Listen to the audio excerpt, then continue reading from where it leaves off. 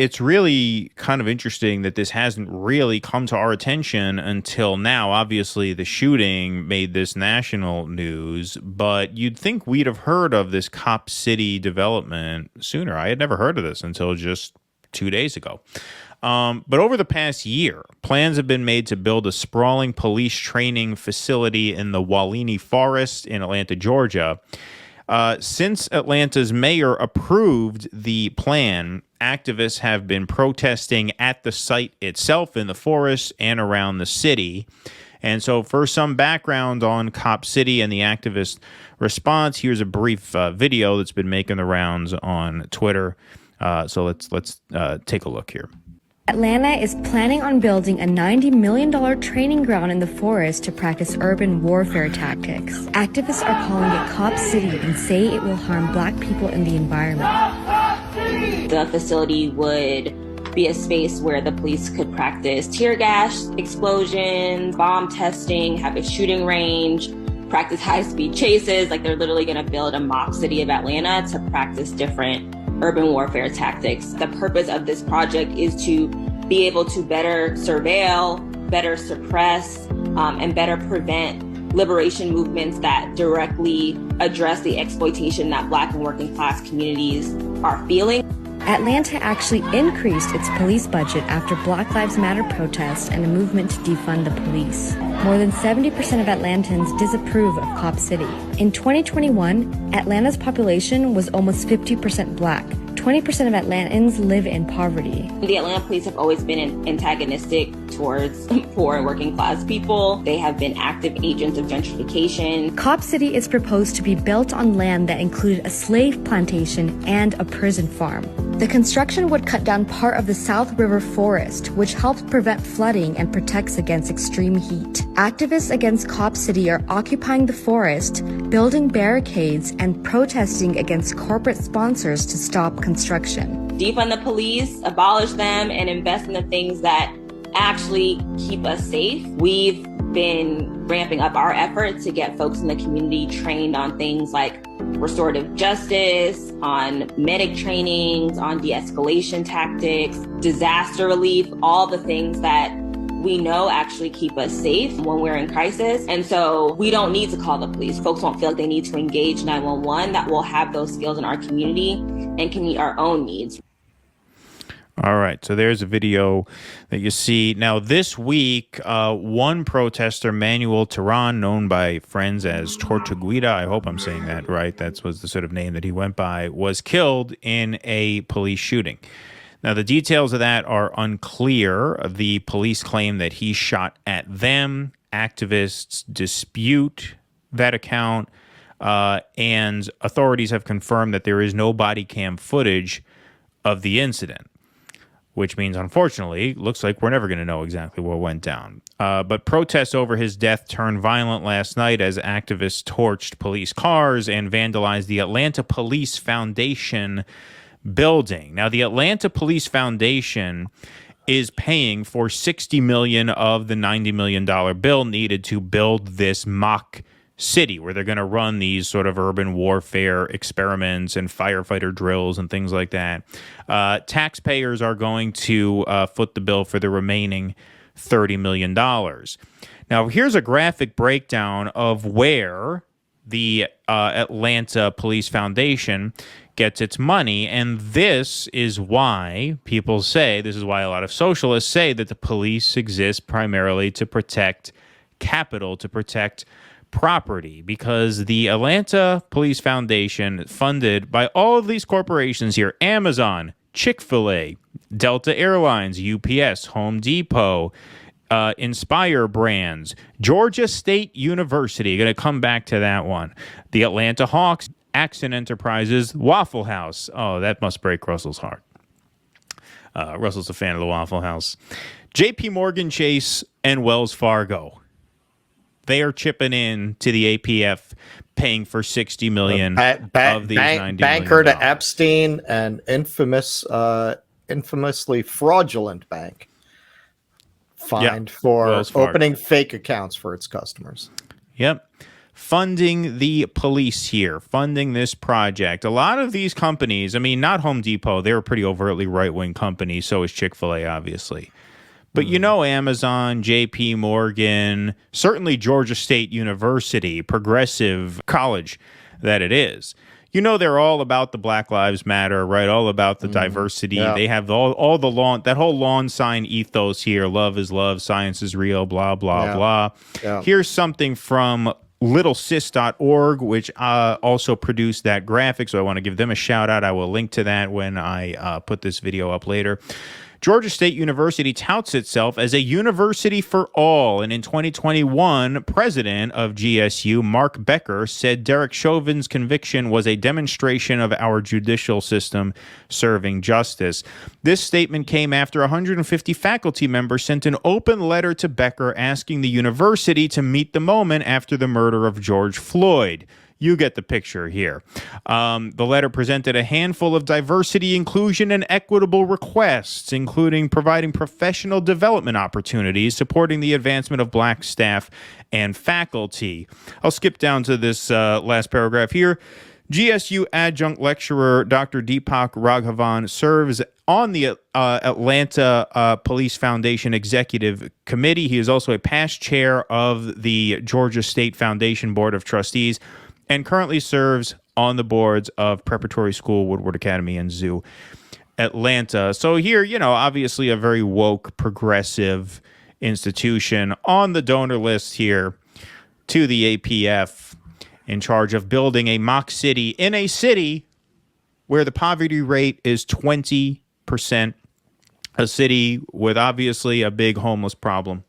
And instead of building housing, they're going to build they're going to spend $90 million on a fake city for cops to practice urban warfare. This is, look, you couldn't find a better example of what we've been talking about. Look at how all these corporations are all in on canceling and language policing, and they're all in on that police training facility. Yep. These corporations don't give a shit about racism, sexism, homophobia, transphobia. They could give a flying fuck. What they do want is for us to all be at each other's throats about those issues, so that while you're trying to cancel some convenience store worker, right, they're building this facility to keep you down when finally your economic deprivation gets bad enough that you come for them. And to keep the riffraff out of their neighborhoods with their banks and their stores and their college campuses, right? Yep. This is why. Yep. This is why socialists say all the time, police protect property. Game. Yes, they are the guardians of, you know, keeping the neighborhood nice and clean and respectable. So it's a place for business. Place for business. That's what they care about. They care about their business. They don't care about anything beyond that. The idea that a corporation exists for any other purpose but to make money is nonsense. That's what you learn at business school. You learn about corporate social responsibility. What is the ethos of this company? A company has no ethos. A corporation has no ethos. A corporation has an incentive. The incentive is profit. That's it. They act in pursuit of profit, period. Anybody who believes anything else is a sucker. Plain and simple. Plain and simple. This proves that. Well, and this is where Elon Musk, among many other things, keeps going after the ESG standards, you know, the social responsibility ratings of companies that are kept by Goldman Sachs, certainly a wonderful arbiter of which companies are moral. Shell has an ESG rating, right? I mean, these companies, it winds up just functioning as a cover for what these corporations really do. I mean, if oil companies can get it, what's its function? Its function clearly is not to rate its contribution to society. Its function is to give it a pass for what it's actually doing. That's what that label is. and then Musk will speak out against it. And look, I mean, we're not stands here, but the establishment attacks him for the wrong reasons. The issues that the establishment has with him are actually his redeeming qualities. Right. Exactly. And when it comes to this shooting, obviously the fact that there is no body cam footage, I mean, it's the cops' word against the protesters' word. It doesn't even seem like there were any protesters who saw what happened. They just mentioned that they heard a barrage of gunfire. It didn't sound like an exchange. It didn't sound like Manuel shot first and then they shot back. It sounded like a bunch of shots happened at once. Now, it could have been that he drew his gun. He fired a shot just as they shot back. One of the officers did have a wound. They did confirm that. But without the body cam footage, it's never going to be clear what happened. Unfortunately, I don't think we're ever going to get any real answers about that.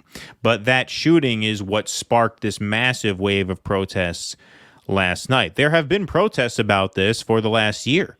And notice, this is one more angle that I think is just fascinating about this and proves once again how hollow all of the corporate and corporate media-backed Black Lives Matter narratives were during the George Floyd shooting. This has to do with not necessarily defunding the police, although the activist in that video certainly said that she was for that. But this is a question of allocation of resources. You have a 20% poverty rate in this city. You have a homelessness crisis in this city.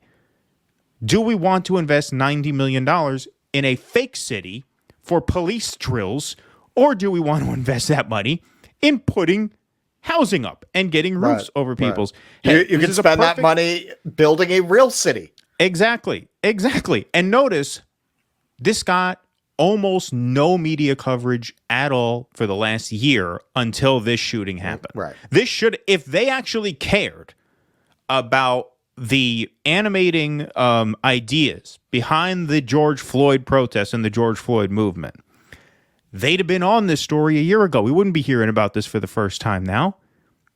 These plans got pushed through a year ago. People have been protesting this for the last year.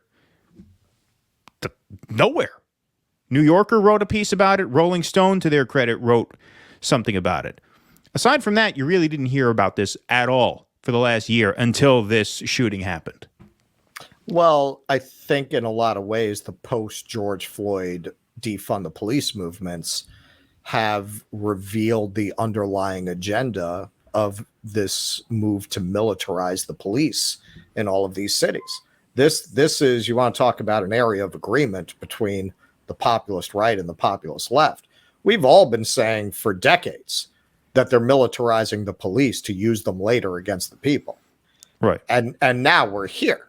Why have they been giving all these police forces tanks and military surplus? For what? You have small towns in the Midwest getting this equipment. Who's it to be used on? The Medellin cartel is gonna show up in Pella, Iowa. Right. What is that for? That is to put down popular unrest. It's to put down mass uprisings. Whenever the anniversary of Stonewall comes around, something that often occurs to me is the Stonewall riots. For those of you unfamiliar, it's usually considered the birth of the gay rights movement here in New York at the Stonewall Tavern. Gay bars were illegal. The police raided, as they often did. And for the first time, they fought back until by the end, the police were barricaded in the bar. And there were 2,000 gays, lesbian, non-binary people outside throwing rocks and bottles. That story is impossible today because they would kill them.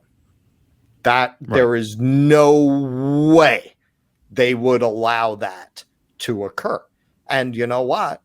Back then, they did call for backup. The police car drove up, a couple of cops in there, 2,000 people with rocks and bottles. They drove away. Today, they wouldn't be showing up with two guys in a police car. Right, exactly. They'd be showing up with the military surplus tanks that they got from the federal government. There would be no Stonewall riot today. Right. And this is why they want to continue on this trajectory of building more training facilities. Who's it to protect against? You. Exactly. They're training to fight you. Right. Exactly.